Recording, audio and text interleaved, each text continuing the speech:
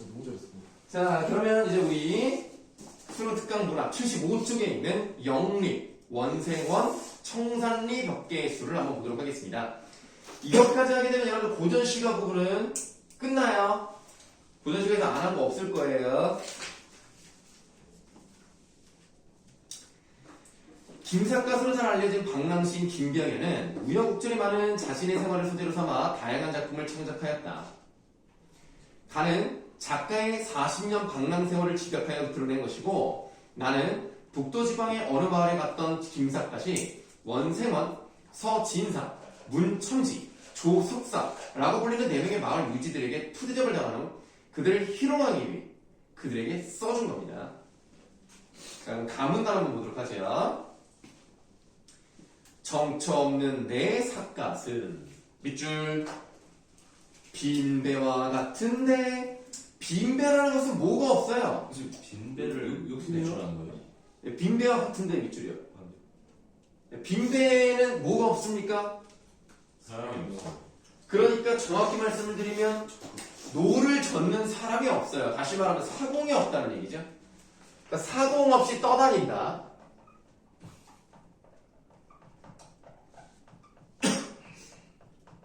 사공 없이 떠다닌다는 것은 어떤 이미지가 나타났다는 거예요? 유랑 또는 방랑의 의미를 가지고 있다. 그러니까 자기가 그렇게 살았다라는 것을 보여주고 있는 겁니다. 그래서 방랑시인 김경연 이렇게 말하는 거죠. 남아있다. 그런데 아까 우리가 그 윗부분에 뭐라고 돼 있었냐면 자신의 40년 방랑 세월을 집약해서 드러냈다. 그래서 아예 대놓고 40년이라는 수치가 나왔습니다. 40년에 밑줄하세요. 구체적 수치. 예, 구체적 수치가 드러났고요. 소 따라 들판으로 가는, 또 네모합시다. 목동의 가벼운 차림. 그 목동이 그 삿갓을 좀 많이 쓰고 있다고 합니다. 그 다음에 백사장의 갈매기와 버타는 어부의 본색이라네. 어부의 본색도 네모할게요. 본색이 그러면. 그럼 어부도 삿갓을 많이 쓰고 있다는 겁니다. 강민이 뭐라고요? 정말 본색이 진짜 차가. 삿갓이 근데 왜 자꾸 이 김삿갓이 왜 김삿갓? 삿갓을 많이 쓰고 다니는 사람이라서 김삿갓이라는 별명이고요. 본명은 아닙니다. 진짜 지금 녹화 중이에요. 김삿갓. 쟤는 좋아하지 않을까요? 김삿갓. 공개로 할 거니까 조심하세요. 네. 앞으로 방송 일을 하실 수도 있으니까 수창이가 삿갓 때리걸 많이 쳤을 것 같긴 왜 미팅하는 사람을 해. 수창이 그거 좋아하는. 너도 막을 거야. 네, 지금 휘찬이가 보면서 어이가 없을 거예요. 자, 어부의 본색이라네. 그래서 이 목동과 어부가 주로 삿갓을 많이 쓰고 다닌다 라는 점에서 착안을 해서 목동과 어부의 빗대는 표현이라고 보시면 되겠습니다. 술 취하면 버섯 거늘고 꽃나무를 바라봤어요. 술 동그라미 하시고요. 흥도 동그라미 하세요. 흥하면 손에 들고 누각에 올라 달 구경하네. 그래서 술과 흥, 이 두 가지가 그러니까 술을 즐기면서 흥에 취해 있을 때 삿갓과 함께했다. 뭐 이런 내용입니다. 대단한 내용은 없어요. 속세 사람 의관, 그러니까 사람들, 그러니까 일반 세속적인 사람들의 옷차림은요, 모두 거칠해이니 라고 되어 있습니다. 자, 거칠해 세모하세요. 그러니까 겉으로 그냥 드러나 보이는 좋아 보이는 것들로만 옷을 입는다는 거죠. 예, 그러니까 얘는 속세 사람들의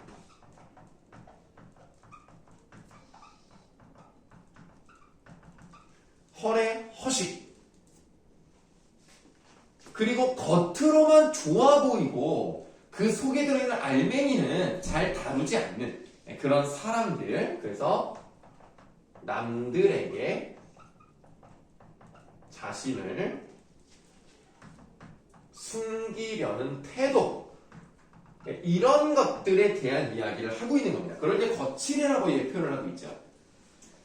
근데 자기는 거칠애를 중시하지 않는 사람이잖아요. 삿갓만 쓰고 좋은 옷, 좋은 신발 이런 거 같지 않다 하더라도 나는 걱정 없이 여기저기 잘 돌아다니면서 만족스럽다. 온 하늘에 비바람 가득해도 나는 걱정 없네. 나는 근심이나 걱정 없이 삿갓과 함께 다니는 이 모습 너무 좋다라는 의미이기 때문에 별로 뭐 대단한 건 없어요.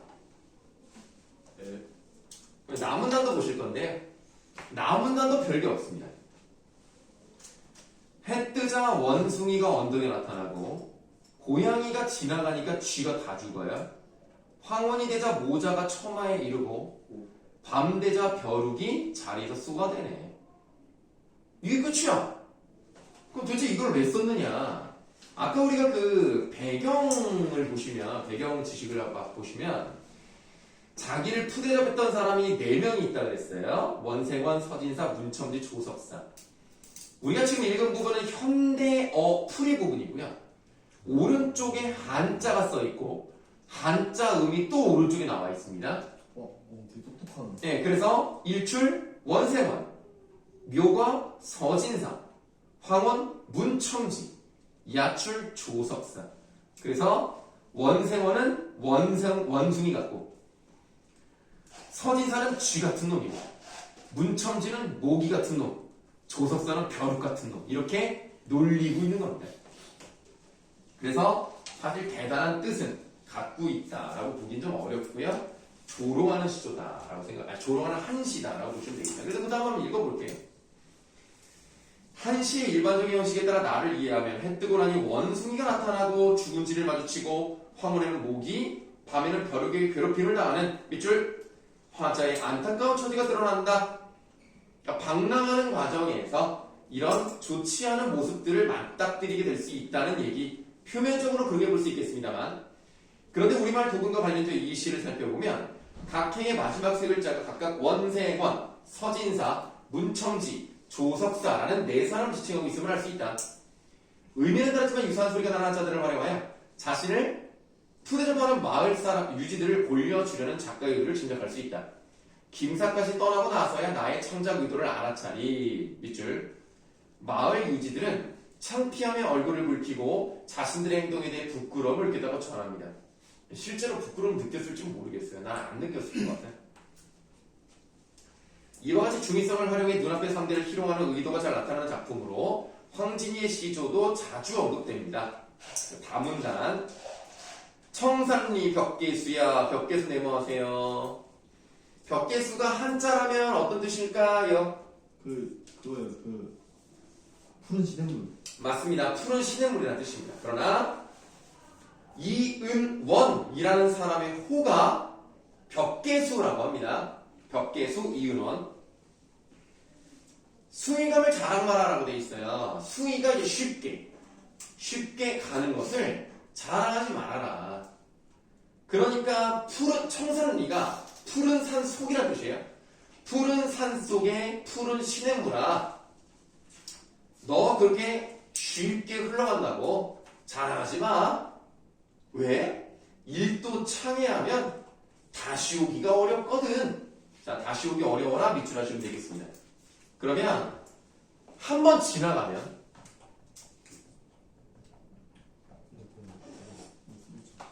자, 지나간 것은 놓치고 나면 돌아오지 않는다.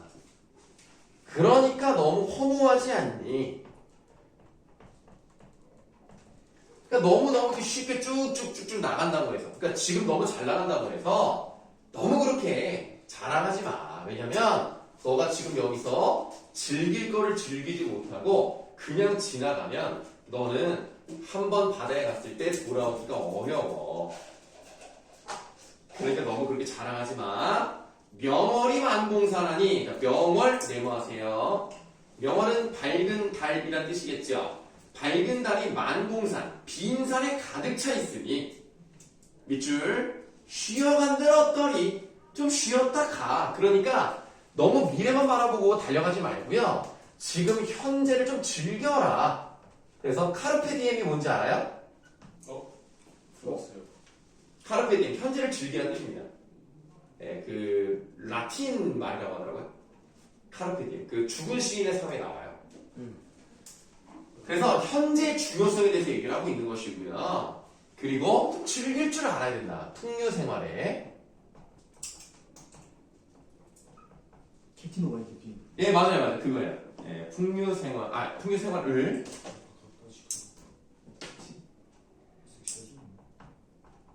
즐길 것을 얘기하고 있는 거죠. 그러니까 단순히 자연에 대한 얘기라고 생각해 볼 수도 있겠지만 사실은 중의적인 표현을 사용해서 벽계수라는 사람에 대한 얘기 그리고 명언은 누군지 알아요? 네. 황진이. 황진이의 지명입니다. 기녀도 이름이 따로 있거든요. 닉네임이. 그래서 이 명언도 마찬가지로 중의적인 표현입니다. 이거 모르나? 응? 갑자기 뭐야? 갑자기 과거로 타임슬립? 그렇게 되고 싶어서? 황진이가 예쁘지 않았어? 아 예뻤겠죠 당연히. 글도 잘 쓰고. 응? 아 맞아. 글도 잘 쓰고 노래도 잘하고 악기도 잘하고 대단한 여자였어요. 자 한번 읽어보도록 하겠습니다. 뭐라고? 응? 뭐라고요? 수 옆이 1등 신부감이라고. 기녀인데? 자, 청산 속에 흘러가는 벽계수를 푸른 시냇물로 빈산을 가득 채운 명언을 밝은 달로 풀이하면 한 번 가면 돌아오기 어려운 인생과 그 덧없음을 토로하며 밑줄 눈앞에 펼쳐진 아름다운 자연에도 쉬어갈 것을 권유하는 운치 있는 내용입니다. 좀 즐기면서 봐라. 그런데 벽계수가 당시 어느 왕족의 별칭이고 이름이 이은원이라고 해요. 명원이 시조를 지은 황진이의 기명임을 알고 다시 읽어보면 그 맛이 새롭다.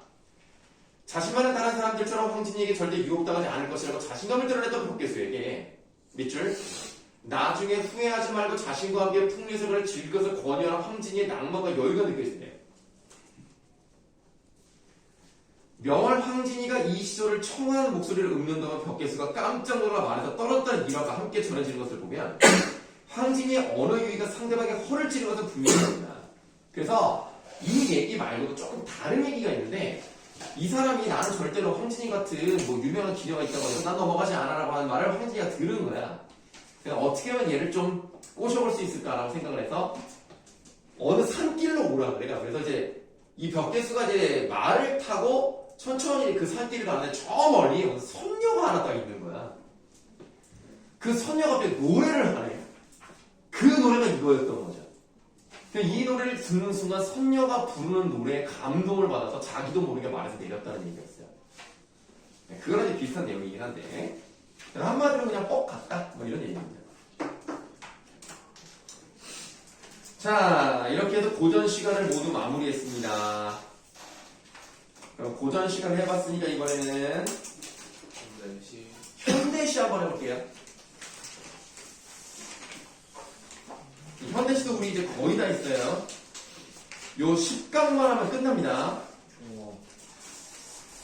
104쪽입니다.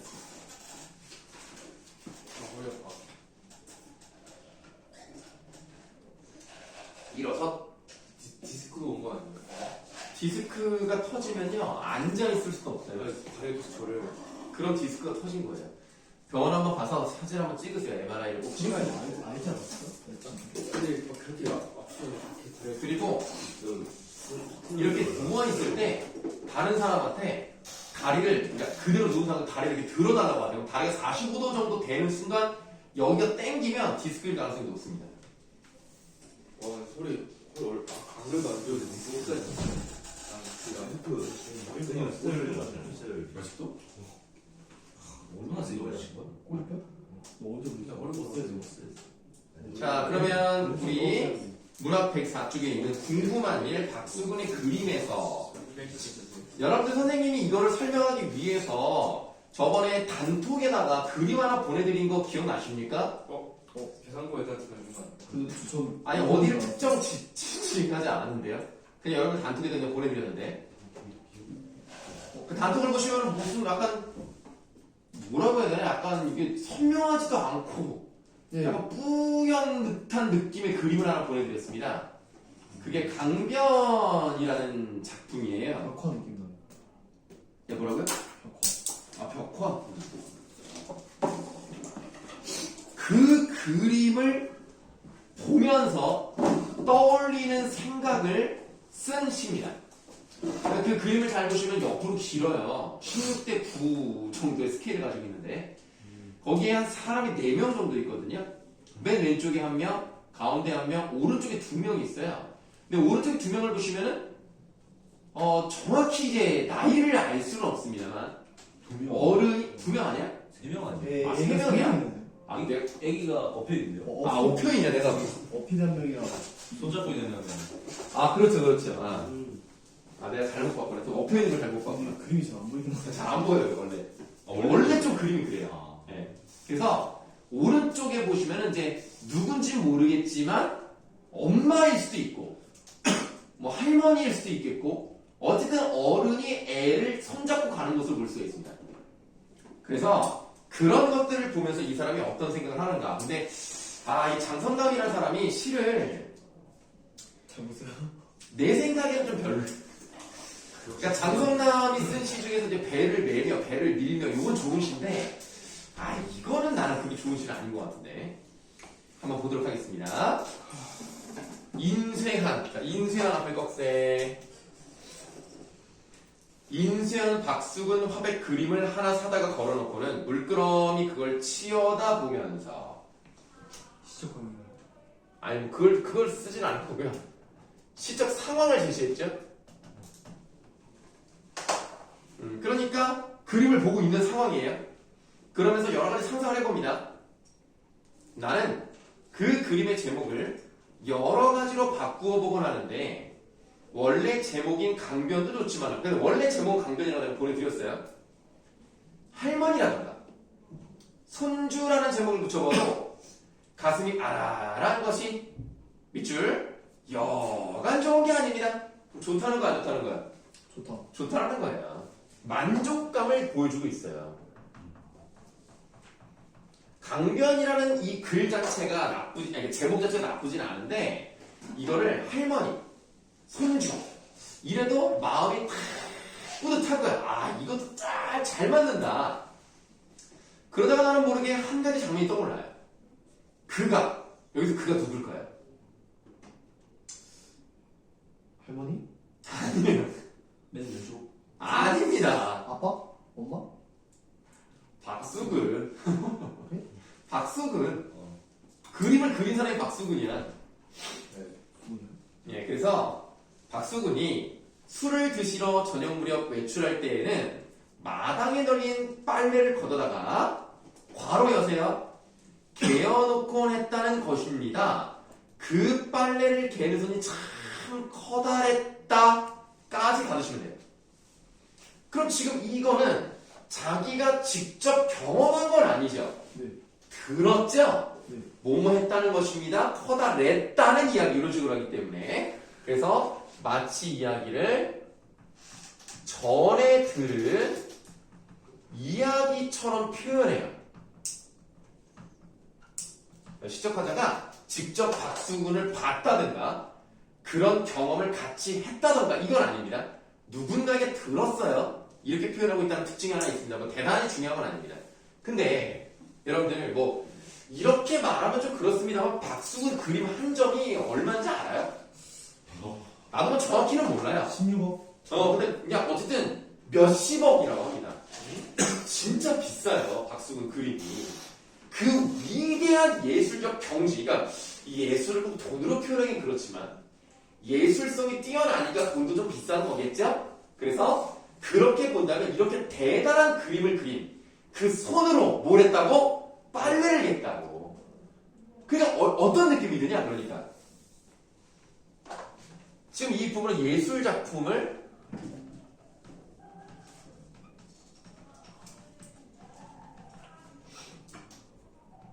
예술 작품을 만든 손으로 가로인가요? 네? 아니 그러니까 아까 거기 빨래를 개는 손이 커다랬다. 거기다 그냥 쓰시면 돼요. 예술 작품을 만든 손으로 빨래를 했잖아.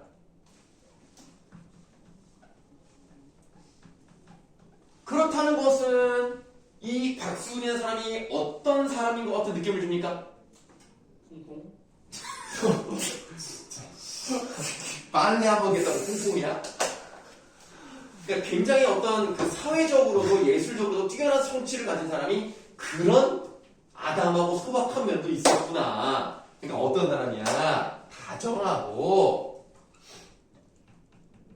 인간미가 느껴지죠. 그런 사람인 거죠. 야, 그러니까 참 집에서도 가족을 위해서 노력했던 사람이었나 보다. 그림 그리겠다고 막 어디론가 처박혀가지고 자기 혼자만의 세상, 자기 혼자만의 세계를 살아가는 게 아니라 가족을 위해서 좀 그렇게 노력했던 사람이긴 한가 보다 라는 생각이 드니까 참 훌륭하신 분이라는 생각이 드는 거예요. 그래서 그런 이야기는 참으로 장엄하기까지 한 것이어서 장엄의 동그라미 어떤 느낌까지 드느냐? 성자의 그것처럼 느껴지기도 합니다. 성자 동그라미. 상당히 좋으시죠. 아하, 잠깐만요. 잠깐. 아니, 왜 거기서 웃음이 나오죠? 성자의 그것이 설마 손이죠. 성자의 손. 네. 지나가. 그러니까 성자가 거시기. 아하, 좀 거시기한데요. 네, 그래서 그 성자의 어떤 그 뭐랄까 마음씨 그렇게 느껴진다는 거예요. 자, 그는 멋쟁이이긴 멋쟁이였던 모양입니다. 멋쟁이도 동그라미 하세요. 이 동그라미 친 게 세 가지가 있었는데요. 이 동그라미 친 것은 박수건에 대해서 어떤 태도를 가지고 있다는 것을 보여주는 단어입니까? 예찬적. 오, 그렇죠. 예찬적인 태도를 가지고 있다는 것을 보여주죠. 여기까지는 뭐 어려운 게 없어요. 뭐 그냥 좋은 얘기입니다. 근데 그 다음 연에, 연이 아니라 다음 행에 그러나가 나왔어요. 그러나 세모였어요. 그렇죠? 네, 그러니까 지금 뭐가 이루어지는 거죠? 반대. 전환, 시상 전환. 시상 전환이 이루어집니다. 이제 시가 이제 바뀌어요. 그러나가 나왔어. 자, 지금까지는 뭐 어려운 내용도 없었고 그냥 느낌이 참 좋다. 그림을 그리는 걸 보니까 그림도 멋있지만 그 일화를 생각해 보니까 박순이라는 사람 참 좋았던 사람인 것 같다. 근데 또한 참으로 궁금한 게 뭐냐면 그 커다란 손등 위에서 같이 꼼지락거렸을 햇빛들이며 햇빛들 일단 네모 이 햇빛들이면은 그가 죽은 후에 그를 쫓아갔을까? 아니면 이승에 아직 남아서 어느 그러한 장엄한 손길 위에 다시 써있는 건가? 하는 것입니다. 박수근이 죽은 이후에도 뛰어난 예술적 성취를 가진 그런 작가들이 있을 거 아닙니까? 그런 사람들 손에 여전히 있는 건가? 또 그가 많은 빨래를 개며 들었을지도 모르는 뻐꾹새 소리 같은 것들은 다 어떻게 됐을까? 자, 뻐꾹새 소리 네모하세요. 그럼 이 네모 친 것들은 이제 뭐에 해당이 되냐면 그냥 일상의 자연적인 요소에 해당이 되겠죠? 햇살이며 뻐꾹새 소리는 어떻게 됐을까? 물론 햇빛은 시각이고 뻐꾹새 소리는 청각이기 때문에 이 두 가지 심사는 다르긴 합니다만 자연적 요소, 그것도 뭐 대단히 뭐 어디를 들어가는 것도 아니고 그냥 우리가 일상적으로 느낄 수 있는 그 여러 가지 요소들을 얘기하고 있는 거예요. 얘네들은 어떻게 됐을까? 나는 그게 궁금하다는 거예요. 그러면 햇빛은 물론 남아있을 수도 있지만 만약에 따라갔다면 햇빛은 없어졌겠네? 그러니까 내 말은 이제 지금 햇빛이 없다는 뜻이 아니라 박수근과 함께했던 햇빛은 없어진 거죠. 박수근과 함께했던 뻐꾹새 소리도 없어졌던 거야. 그러니까 얘네들은 뭐야? 영원한 건 아니었겠네? 유한한 존재들이겠네? 얘네는 어떻게 됐을까? 생각을 해보는 거예요. 또 뭐? 밑줄. 그가 가지고 갔을 가난이며 그리움 같은 것. 가난했었나 보네. 죽은 다음에 그림이 비싸게 팔렸나 봐. 가난이며 그리움 같은 것. 그러니까 이런 것들은 뭐라고 볼 수가 있냐? 박수근의 삶과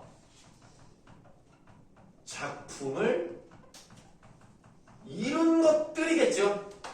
박수근의 삶이 가난한 것을 통해서 그런 것들을 예술적으로 승화시켰기 때문에 이런 위대한 작품이 나왔을 수도 있고 또 뭔가 삶에서 갖지 못한 것들에 대한 시간적이든 공간적이든 멀리 떨어져 있는 그런 것들에 대한 그리움 이런 것들이 더 누적되고 쌓여서 그림을 만들 수 있는 거겠죠. 그런 것들은 다 어떻게 됐을까? 그러니까 이런 것들은 다 유한한 것이기 때문에 다 사라졌단 말이야. 그럼 과연 그런 것들은 우리에게 있어서 저녁이 되어 오는 걸까? 아니면 계절로 따지면 가을이 되어 오는 걸까? 생각해봤더니 박수근이라는 사람은 그 어려운 와중에서 그림을 그렸어. 그리고 함께 했던 것들도 다 사라져버렸어. 뭔가 좀 마음이 안타까운 거야. 과연 걔네는 어디로 갔을까? 그 유한한 것들은 어디로 갔지? 라는 걸로 끝내. 그래서 나는 이 시간 별로 마음에 안 들어. 나는 이거를 왜 썼는지 잘 모르겠어. 좀 좋은데요. 좋아요. 그래서 이거를 이제 마지막에 빗줄하세요. 궁금한 일들은 다 슬픈 일들입니다. 일단은 첫 번째, 좀 구체적인 내용으로 필기해 볼게요. 박수근의 삶에 존재했던, 자, 햇빛, 뻐꾸기 소리, 그 다음에 그리움, 가난, 이런 것들은 막 손에 잡히거나 구체적으로 우리가 체험할 수 있는 것들이라기보다는 무형의 것이잖아요. 무형의 것. 그런 무형의 것들의 행방은 어떻게 된 것일까? 어떻게 됐을까? 어디로 갔을까? 그게 궁금해요. 이건 좀 구체적으로 쓴 것이고 조금 이제 넓게 약간 추상적인 의미로 한번 써볼게요. 그래서 결국 모든 것은요 영원하지 않아요. 네, 영원할 수 없는 존재의 한계에 대한 애상감을 이야기하고 있는 시입니다. 그래서 두 번째로 본다면 꼭 박수근일 필요는 없는 거죠.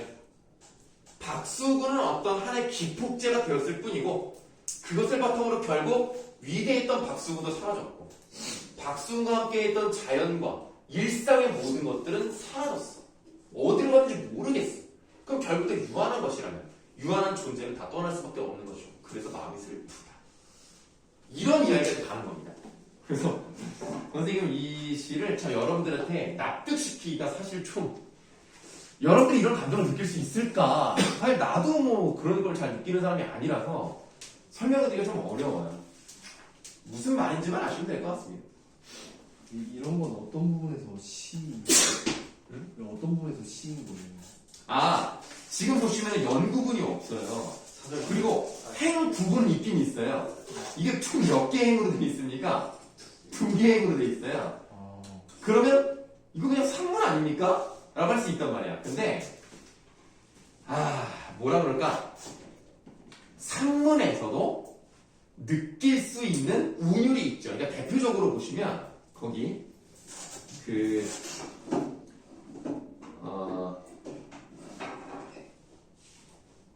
멋쟁이이긴 멋쟁이였던 모양입니다. 요런 부분하고 그 다음에 다 무엇이 되어 오는지 저녁이 되어 오는지 가을이 되어 오는지 이런 식으로 이제 운율을 형성하는 부분이 있기 때문에 사실 이거를 시라고 보면 시고 아니라고 보면 아닌 거예요. 요거는 애매합니다만 이 사람은 시를 쓴 거죠. 산문의 요소가 강한 산문시를 썼다.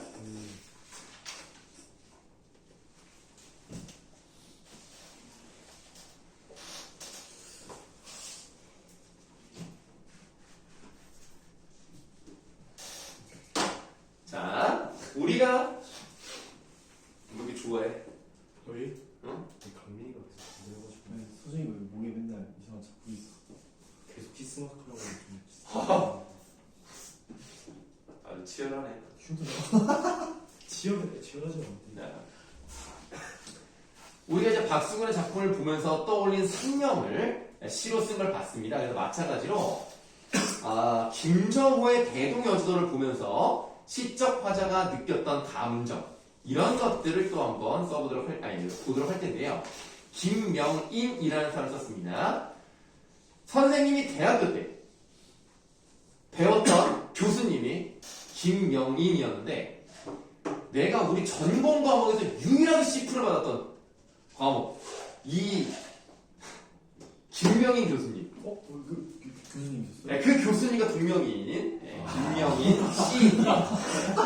그래서 그 김명인 교수님이 이상한. 자기도 얘기를 했어요. 자기는 이 사람처럼 시를 잘 쓰지 못한다. 그래서 시를 포기했다. 그래서 그냥 국어 교육과 교수가 되었다. 라고 했는데, 이 교수님, 진짜, 나를 씨뿔을 줬어. 10분이면 많이 낮은 거예요? 그렇죠. 왜냐면 선생님이 4.5점 만점에 4.0으로 졸업했어요. 근데 C뿔이 A뿔이 4.5, 3.5, 2.5예요. 그래도 플러스. 2.5니까 너무 낮게 준 거지. 그 전공에서는 한 번도 그 C뿔을 받아본 적이 없거든. 딱 전체 유일하게 딱 이거. 진짜. 그것도 내가 그때 한 번 지각인가를 했거든요. 근데 그게 내가 그때 2학년인가 3학년인가 그랬는데 지금 한 번이요. 4학년이랑 똑같은 거야. 출결 상황이. 그러니까 그러면 그냥 4학년 때 좋은 점수를 줘야 되겠다라고 하시더라고. 그래서 밀려가지고 B뿔이라도 줬으면 좋았는데 C뿔을 줬어. 근데 4.0은 되게 높은 점수 아니에요? 네, 공부 열심히 했습니다. 진짜 네, 멋있어. 8학기 중에서 장학금 4번 받았습니다. 와. 진짜 네? 전액 다. 아니, 전액을 어떻게 봐? 전액은 들어가서 성적부터 좋아야 돼. 그것까지는 아니에요. 마타임은 전액자가 주지 않나요? 아니에요. 그러지 않아요. 우리 때는 꽈탑을 해도 반액밖에 안 됐어요. 지금 꽈타. 지금 전액을 줘? 아니, 그건 학교마다 과마다 다를 테니까. 내가 우리 과에서 제일 잘했을 때가 2등 했을 때인데 그때 반액 받았어요. 1등이면 진짜. 아니었던 것 같아요. 전액 장학금은 원래 들어왔을 때 성적이 좋은 사람이 어느 정도 이상의 성적을 계속 유지할 때 계속 주는 걸로 알고 있어요. 되게 받기 힘든. 우리는 42명이었기 때문에 2등까지가 반액 장학금이었고 그 다음에 7등인가 8등까지가 이제 한 4분의 1 정도? 네, 그 정도 주는 거였어요. 그래서 그래도 네, 8번 중에 4번을 받았다는 것으로도 충분히 만족합니다. 네, 더 열심히 했으면 좋았을 텐데 여자친구가 생겨가지고 이제 공부를 좀 잘 안 하고 놀고 막 밤늦게까지 놀고 막 그러다 공부도 안 하고 그래가지고 지훈이 왜 쳐다봐? 지훈이 여자친구 있어? 진짜 아니라고? 진짜 뭐야? 네. 뭔가 말을 자 그래서 보도록 하겠습니다. 이거는요 김정우라는 사람의 삶을 상상해서 쓴 시라고 생각을 하시면 되겠습니다. 그래서 시적 화자가 일단 김정호라고 생각하시면 돼요. 그러니까 어떻게 생각하셔야 되냐면 시를 쓴 사람이 김정호의 삶을 대신 생각해서 김정호의 느낌을 썼다라고 생각하시면 됩니다. 나를 쫓아온 눈발. 눈이 많이 내려. 나를 쫓아왔다니까 눈발이라고 해서 일반적으로 시를 의미하잖아. 눈발에 세모하세요. 이 눈발이 어느새 여기서 그쳤습니다. 여기에다가 네모하세요. 넘어가요. 어둠 덮인 이쪽 능선들과 헤어지면 바다 끝까지라고 되어 있기 때문에 이 시에서 배경은요. 산을 다 넘어오고 길을 다 지나온 바다까지 온 겁니다. 그래서 아까 우리 네모친 여기가요. 바다와 육지의 경계라고 쓰시면 돼요. 바다와 육지의 경계.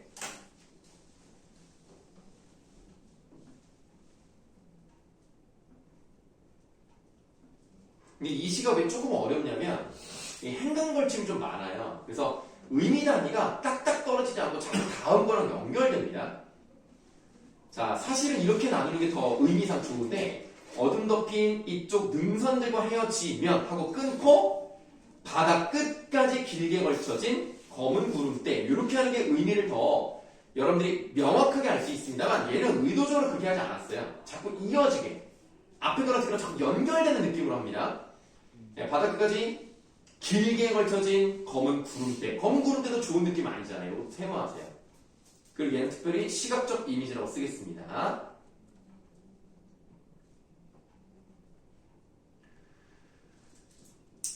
그리고 밑줄 하세요. 헛디뎌 내 아득히 헤맨 날들이라고 되어 있단 말이야. 지금 이 사람이 누구라고요? 김정호라고. 그러면 이 사람이 옛날부터 계속 열심히 여기저기 돌아다니며 헤매고 다녔던 그거 왜 그런 거예요? 뭐 하려고? 지도 완성하려고. 그래서 이 밑줄 친 부분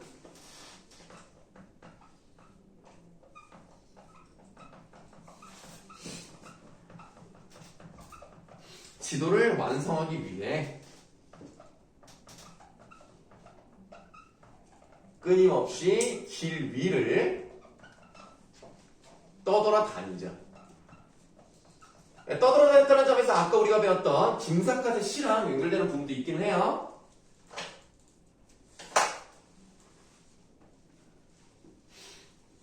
헛디뎌 내 아득히 헤맨 날들 끝없이 퍼덕이던 바람은 다시 옷자락에 와붙고 스치는 소매 끝마다 툭툭 수평선 끊어져 사라진다. 이 말이 굉장히 어려운데요. 어떻게 보시면 옛날에는 소매가 넓었잖아요. 바람이 막 불죠. 이 바람이라는 것이 자기가 젊었을 때 헤매고 다녔을 때 불었던 시련으로 생각을 하시다가 그 시련이 이제 실제로 나에게 불어오는 바람으로 연결이 되는 느낌으로 가는 겁니다. 그래서 소매가 넓기 때문에 계속 바람이 흔들리면 수평선이 약간 그 소매 때문에 보였다 안 보였다 한다 그런 뜻이라고 생각하시면 돼요.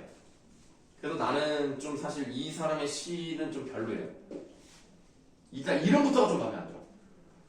그 다음에 어렵게 써 시를. 그런 의미입니다. 지금 김정호가 바다에 와서 과거를 떠올리면서 수평선을 바라보는데 바람이 많이 불었다. 이 정도 느낌이에요 지금. 두 번째 연입니다. 이것도 좀 말이 어려워. 사라진다 1년도 하고 사선. 도치법. 예, 도치법 사용되죠. 그러면 일념이 뭐겠어요? 이 사람 뭐를 위해서 살아왔습니까? 지도를 만들겠다. 실용적인 지도를 완성했다는 그런 생각이에요. 사라지나 봐. 그러면 세상 흐린 웃음소리에 감추며 여기까지 끌고 왔던 사랑이라고 되어 있어요. 그리고 사선. 그럼 지금 일념이란 말도 나왔고 사랑이란 말도 나왔습니다. 그럼 이 사랑도 일념이랑 연결된다고 생각하시면 돼요. 근데 이 지도를 완성하겠다는 그 꿈을 사랑이라고 표현했다고 보시면 되겠는데 이 사랑이 세상 흐린 웃음소리니까 뭐야? 어떤 웃음소리라고 해야 돼? 겉웃음 비웃음 비웃는 거죠. 세상의 비웃음에 자신의 꿈을 감추면서 그렇지만 내가 끝까지 해온 겁니다.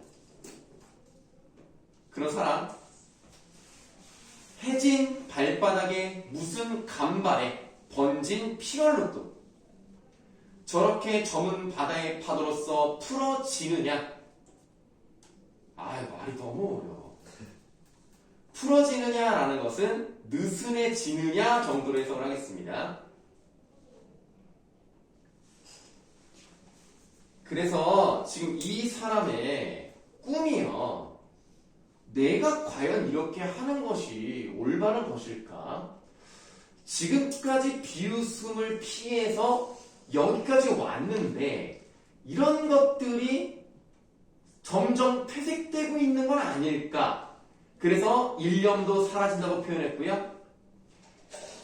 파도로서 풀어지느냐라고도 표현한 거예요. 해진 발바닥에 무슨 간발에 번진 피얼룩은 고생을 했다는 뜻이잖아요. 많은 고생, 많은 상처를 입었을 거예요. 근데 이것도 이제 느슨해진다는 얘기는 과연 내가 하는 것이 올바른 것일까?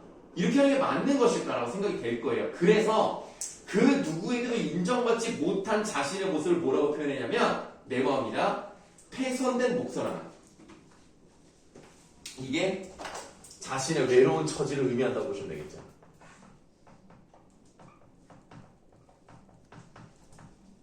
간발이 무슨 소리야? 여기 이제 옛날엔 다 소매도 넓고 통도 컸단 말이에요. 여기를 이렇게 묶어서 이렇게 둘러매요. 그걸 간발이라고 해요.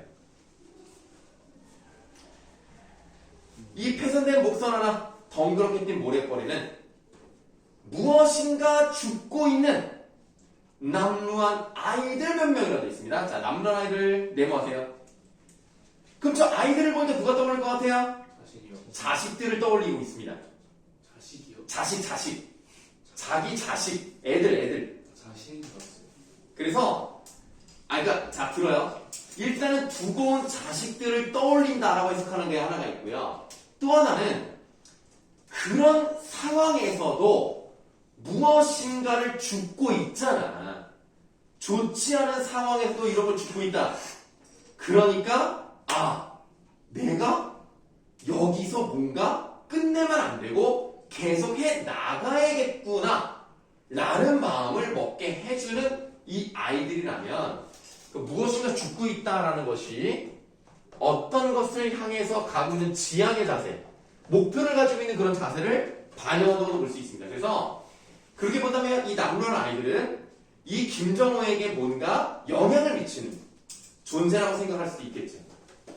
이게 시를 잘 썼다 못 썼다를 판단할 수 있는 기준 중에 하나가 뭐냐면 해석이 분분하잖아요. 그럼 난 못 썼다고 봐요. 완전히 일치할 수는 없어도 어느 정도의 테두리 안에 들어가야 되는데 이 부분은 난 너무 마음에 안 들어요. 내가 지금 수능특강 지금까지 가르치면서 김명이라는 사람 사실 처음 봤거든요. 그 전부터 시인이라는 걸 알았는데 수능특강에 실린 적은 처음이 아닌가 라고 하는 건 다 이유가 있지 않을까요? 3회입니다. 굽은 갑에 부딪혀 꺾어지는 목소리가 들립니다. 어둡고 외진 길목에 자식 두어 던져놓고도 평생의 마음 안팎으로 띄워 올린 별빛으로 환해지던 어느 밤도 있었다.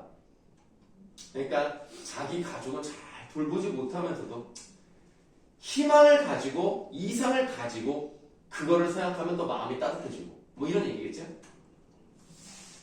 희미한 빛 속에서는 수없이 물살 흩어지면서 그러니까 이게 정말 설명할 게 많은데 아까 우리 이연에서 목선 하나 다시 할게요. 수없이 물살이 흩어진다는 것은 배가 지나가니까 물살이 흩어진다라고 보시면 되겠는데 그 뒤에 이제 돛배가 나와요. 물살이 흩어지면서 흩어놓은 인광만큼이나 그리움 끝없고 물살이 배가 지나가니까 옆으로 퍼지면서 어떤 빛을 발산을 합니다. 그런 것만큼이나 나는 그림이 끝이 없고요. 마주 서면 아직도 밑줄 등불을 켜고 어디론가 가고 있는 돛배 한 척이 보이는데요. 이 돛배 한 척이 뭘 의미하겠습니까? 김정호. 자기 자신이죠. 자기의 어떤 모습을 나타내는 겁니까? 외모. 그냥 수행하고 있는 이건 등불을 켰죠. 그리고 뭔가를 해서 가고 있죠. 그래서 목표 지향. 네 맞아요. 지도를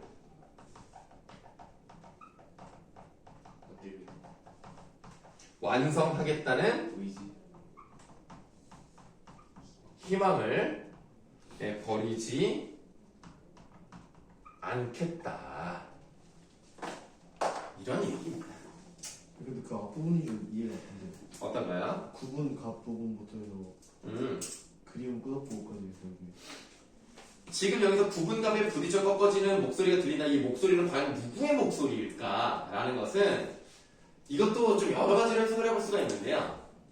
지금 아이들이 뭔가를 줍고 있죠. 걔네들의 목소리로 해석하는 경우가 있어요. 또는 자기 내면의 목소리라고도 볼 수 있을 거예요. 내면의 목소리라고 본다면 내가 어떻게 살아왔는지를 다시 한번 떠올린다는 거죠. 그러니까 자식들이 생각이 나는 것이고 남루한 아이들도 자식을 떠오르게 하니까 그러면 애들은 그렇게 냅두고 나는 내 꿈을 향해서 가고 있는 것이고 이런 상황을 지금 표현한 거라고 보시면 되겠죠.